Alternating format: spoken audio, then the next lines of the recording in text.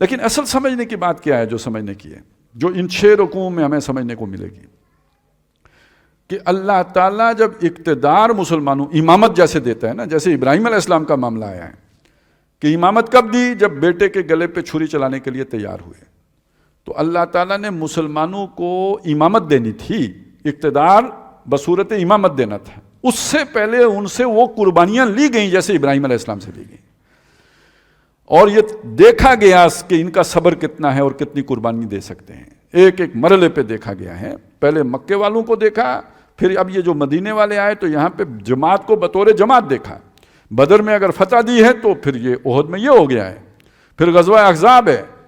اصل سمجھنے کی بات یہ ہے کہ مسلمان کو اقتدار، ایک جو تبدیلی کا خواہش مند، یعنی جو کون سی تبدیلی؟ اسلام والی تبدیلی، وہ اقتدار قربانیوں کے بغیر نہیں ملتا۔ لن تنالوا البر حتی تنفقوا مما تحبون، سب سے محبوب چیزیں جب تک قربان کرنے کے لیے مسلمان نہ تیار ہو جائے، اللہ کی نگاہ میں اس کا وہ مقام نہیں بنتا کہ جہاں جا کر اس کو امامت کے منصب پر بٹھایا جائے۔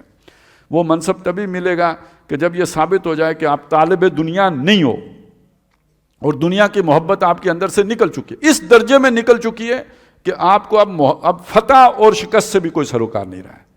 ایک ہی چیز، اللہ کی رضا آپ کو مطلوب ہو گئی ہے اور آپ آخرت کی کامیابی کے لیے ہو۔ یہ جب تک کلیئر نہیں ہو جاتا، دنیا کی اللہ تعالیٰ خلافت عطا نہیں کرتا۔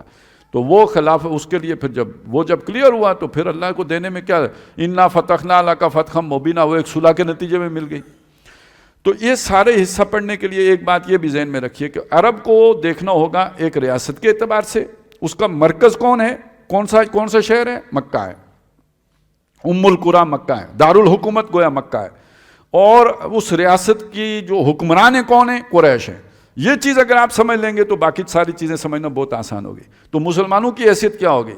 جیسے ایک سٹیٹ ہے، جیسے آج ہے، اس کے کسی حصے میں جا کر کوئی گروہ قبضہ کر لے اور وہاں کے تھانے دار کو بھی بھگا دے، تحصیلدار کو بھی بھگا دے، وہ پورا جو بھی اسٹیٹ کا جتنا بھی وہ انفراسٹرکچر ہے اس کو ڈسٹرائی کر دے، جیسے کہ طالبان نے سوات میں اور ان ایریوں میں کر دیا تھا۔ اب اس کے بعد یہ اس کا تو مطلب بغاوت ہے۔ جب بغاوت ہوگی تو جو بھی مرکزی حکومت ہوگی وہ پھر اس کی طرف سے حملہ آئے گا اور وہ اسے ٹھنڈے پیٹوں برداشت نہیں کریں گے۔ قریش کا یہ ہوا کہ انہوں نے برداشت کر لیا، انہوں نے کہا سر سے اتری مصیبت، ٹھیک ہو گیا۔ ان کے بڑوں نے کہا، اگرچہ کہ نوجوان یہ نہیں چاہ رہے تھے، وہ جو وہاں کے ڈوز تھے انہوں نے یہ کیا، لیکن اب نبی صلی اللہ علیہ وسلم نے ان کے جو قافلے جا رہے تھے آ رہے تھے ان کو ذرا چھیڑ چھاڑ شروع کر دی، تو اب ان کی مجبوری بن گئی کہ انہوں نے پھر حملہ کیا، اس کے نتیجے میں بدر ہوا۔ اور اس فتح کیوں کہا صلح کو؟ مرکزی حکومت نے جب بیٹھ کے تو امن معاہدہ کر لیا، تو اس کا مطلب یہ ہے کہ انہوں نے آپ کے اس علاقے کے اوپر جو اختیار ہے اس کو جواز دے دیا۔